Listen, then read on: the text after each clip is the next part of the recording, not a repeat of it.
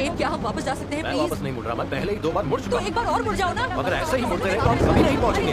एब, तुम कार को रोक दो। वैसे भी मैं बोल रही हूँ कि मुझे सही नहीं लग रहा है। प्लीज। ये कहाँ गए? हो क्या रहा है? शायद मुझे उल्टी आने लगी है। हाँ।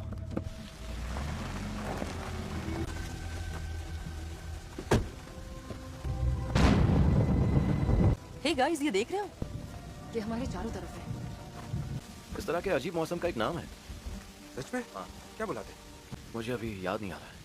अनोखा नजारा है।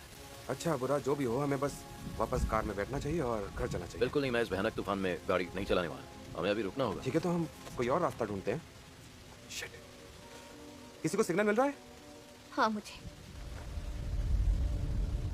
वो भी बुरा। यही बाकी था। ओ, याद आया मुझे, वाटर वॉल। क्या? शायद इसे कहते हैं, हाँ, वाटर वॉल।